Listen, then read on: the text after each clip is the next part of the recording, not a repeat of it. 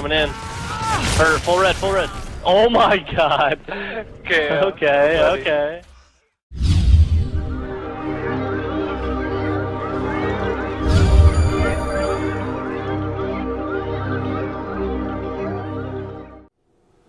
What's up everyone, Arctic here, bringing you guys episode number 4 of my Gears of War 3 tips and tactics series. Today I'm going to be talking about how to shotgun. I've gotten so many requests to do a shotgun tips and tactics or tutorial of some sort for a while now. I've been really reluctant to do so because Skyless has already done that as episode number 13 of his lesson series. And there's also a very good video by Like Butters, who's popular in the Gears of War community, that he covered for shotgunning. So the link to those videos are down in the description. I'm going to try to present information that does not reiterate too much of what they're going to discuss, but again, I cannot stress enough, if you're trying to get better with your shotgun, check out those videos. You can check out mine. There's plenty of shotgun tips for you guys at getting better and improving in that area. So today I'm going to be talking about a couple different things. And again, I'm going to try to present information a little bit differently. I'm going to talk about the important aspects of shotgunning. And in my opinion, the number one is probably the active reload. I think a lot of people underestimate how important it is to always have active reloads. So we're going to cover that.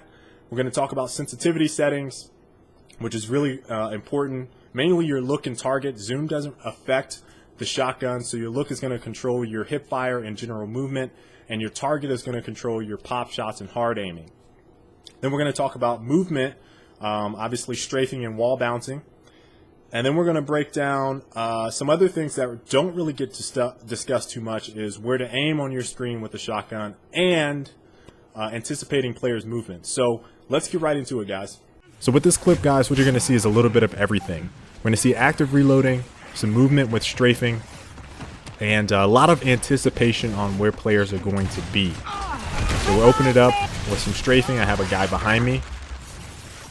This active reload is really important because it helps me regain position. I can push him back with 2 hard aims.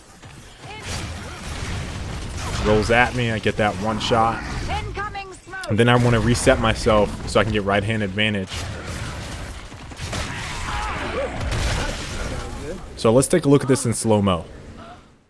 So it's worth noting that I knew he was up there because I could hear him before I went up the steps, but I'm not going to beeline towards him because I don't know what weapon he has. So I'm going to run towards the corner of the nade tower up here, and I'm going to get a pop shot off on him and then strafe to my left because I want him to move further out and towards me.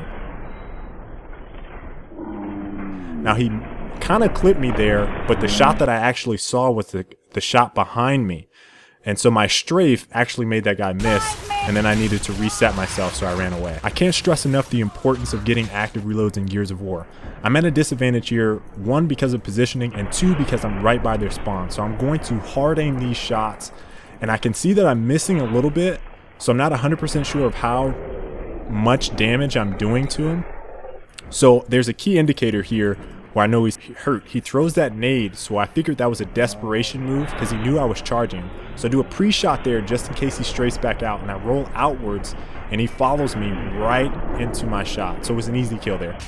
So here I need to reset because my health is hurt and I want to get right hand advantage. I know the Mira has a sawed-off shotgun, and the way the Grenadier is beelining at me, he's either going to do 3 things. He's going to wall bounce cancel, blind fire shotgun, or mantle off and kind of roadie run at me. I anticipating roadie running at me, so I keep wide, get that first shot off on him, and then roll back. And then I strafe down and to the left after I get this quick pop shot, in anticipation of the Mira looking towards the left and kind of beelining that way while I move to the right. And you guys see that they kind of fell for the trap, and they shot where I was and not where I was going. So I was able to take some damage there and keep myself alive. I get a lot of questions about my settings, mostly my sensitivity settings. I probably answered it 1,000 times in the comments. So we're going to take a look at those. My game settings, and my fading HUD off, subtitles off, and my weapon tutorials off. Tooltip icons, you want to keep that on. Video, keep my brightness pretty high.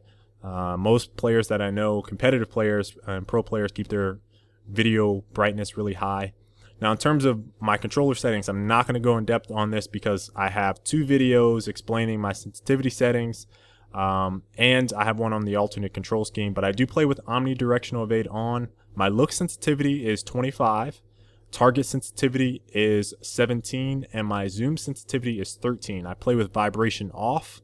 Sticks and triggers are default, and my control scheme is alternate. Again, links down in the descriptions for alternate control scheme and sensitivity settings. Now, mature content, I keep my gore on. Gears 2, I used to keep it off because of frame rate. Doesn't really matter in Gears of War 3, so you can keep it on or off. And those are my settings.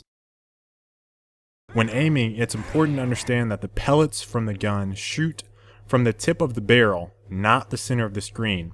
When you hold down the sights, it actually fires towards the center of the screen, which you guys are going to see right here. Now that red box there represents where the hip fire pellets hit. Those pellets up above that are where the hard aim or L trigger shots landed, and that is almost exactly the center of the screen. So as you can see, hip fire shots are not the same as the L trigger shots. They don't go in the same area. So we're going to run around and kill some bots here, and so you guys can kind of get a general idea of where I'm landing my shots. And running around and killing bots is actually a great way to warm up your shotgun. As you see there, look at the tip of the barrel of the gun and where I am blowing them to bits. Not the center of the screen, it's that tip and barrel, and that's where I'm trying to line my character and orient my body in that general direction. So I get a lot of one-shots doing that, and I typically run around in a King of the Hill for about one full round to 210 before I enter any multiplayer matches, just to get a quick warm-up on my shot.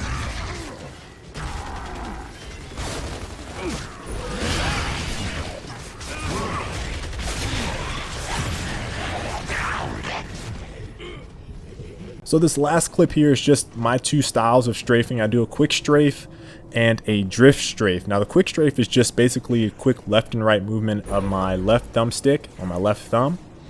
And the drift strafe is kind of like a quick strafe, but then I elongate it with one long strafe to the left or right. What that does is throws off the opponent. So if they think I'm going to do a quick strafe, they anticipate maybe like a small cone of fire, and then I elongate it so it throws off their aim.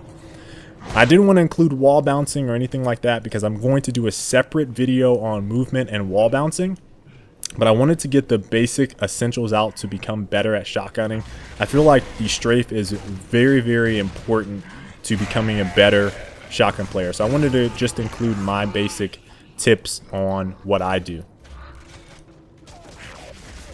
So I wanted to end with anticipating your opponent's movements. I've been playing Gears of War for a very long time, so I've seen most of the different styles of strafes, wall bouncing, wall bounce canceling, how people are going to react in certain situations. So a lot of it is just trial and error and repetition.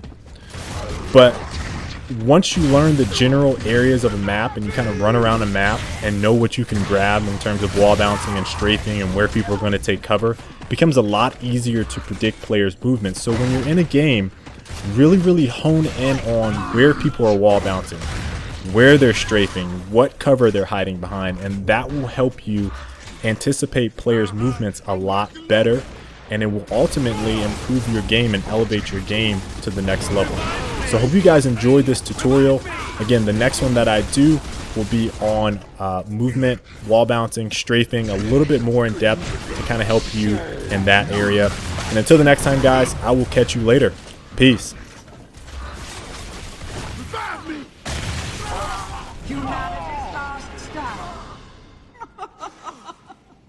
If you haven't already, make sure to check out Running Rank episode number 65, as well as my other tips and tactics videos. And don't forget to like and subscribe, guys. And until the next time, I will catch you later. Peace.